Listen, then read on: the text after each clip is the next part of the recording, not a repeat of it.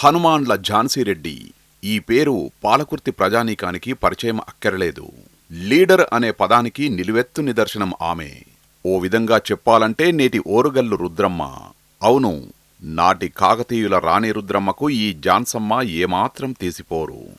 ఎంత సంపాదించావన్నది కాదు, సమాజానికి ఏం సేవ చేశావనే సిద్ధాంతాన్ని నమ్మే మనిషి.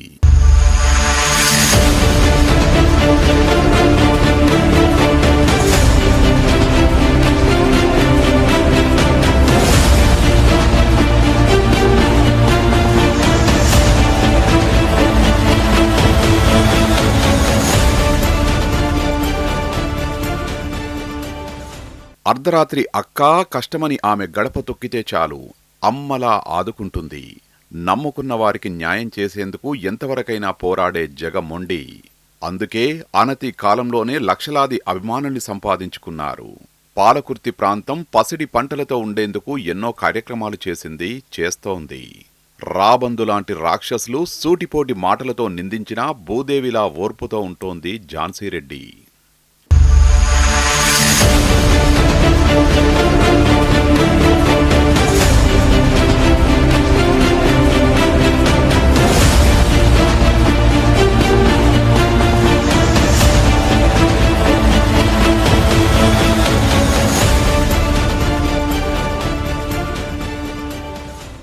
ఒకే తల్లిపాలు తాగిన వాళ్ళందరూ అన్నదమ్ములైతే ఒకే నీళ్లు తాగే వాళ్ళంతా అన్నదమ్ములు అక్కాజెల్లెలు కాలేరా అంటూ అందరినీ ఏకం చేసింది ఆ కాకతీయ రాణి రుద్రమ్మ. మళ్లీ రుద్రమ్మే తమ ప్రాంతానికి వచ్చిందని ఝాన్సీరెడ్డిని చూసి అక్కడి జనం అంటున్నారంటే అతిశయోక్తి కాదు. నాకు పదవులు కాదు, ప్రజలే ముఖ్యమంటారు ఝాన్సీరెడ్డి. అందుకే ప్రజాసేవ చేసేందుకు రాజకీయాలను ఆమె ఎంచుకున్నారు.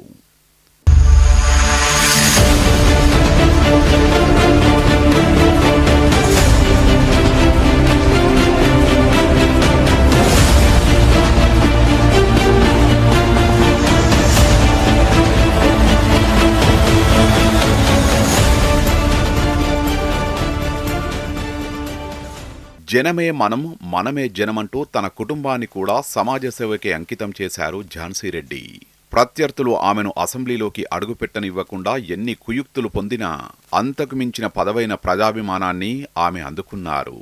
అయినా సరే తన కోడలు యశస్వినిరెడ్డిని గెలిపించి ప్రత్యర్థికి తన స్టామినా ఏంటో చూపారు. ఇక్కడ ఆమె రాజకీయ వ్యూహానికి అధిష్టానం కూడా శభాష్ అని మెచ్చుకుందట.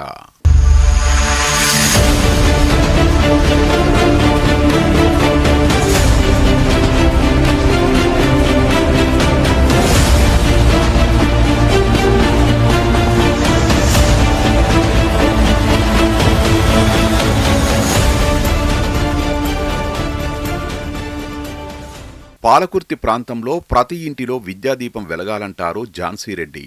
అందుకుగాను ఆమె ఫౌండేషన్ ద్వారా వందలాది విద్యార్థులను విద్యావంతులుగా తీర్చిదిద్దుతున్నారు. ప్రతి ఇంట్లో ఓ విద్యావంతుడు ఉంటే ఆ ఇల్లు పేదరికాన్ని జయిస్తుందని ఝాన్సీరెడ్డి నమ్ముతారు.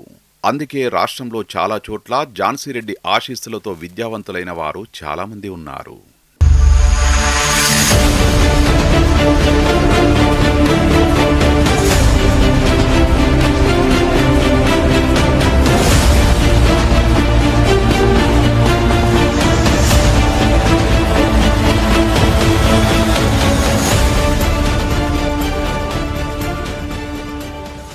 ఆ సూర్యుడు 12 గంటలు ప్రజలకు వెలుగునిస్తే మా ఝాన్సమ్మ మాత్రం 24 గంటలు ప్రజల జీవితాల్లో వెలుగును నింపేందుకు ఆలోచిస్తుందంటారు అక్కడి జనం.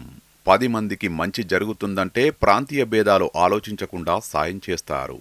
అందుకే ఆమె అభిమానులకు సరిహద్దులు కూడా లేవు. ప్రత్యర్థుల మాటలకు ఆమె చేతలతోనే సమాధానమిస్తారు. పాలకుర్తి ప్రాంతానికి బ్రిటిష్ వారిలా తయారైన బీఆర్ఎస్ను స్వాతంత్ర పోరాట యోధురాలు ఝాన్సీ లక్ష్మీబాయిలా పోరాడి వారిని ఆ ప్రాంతం నుంచి తరిమికొట్టింది.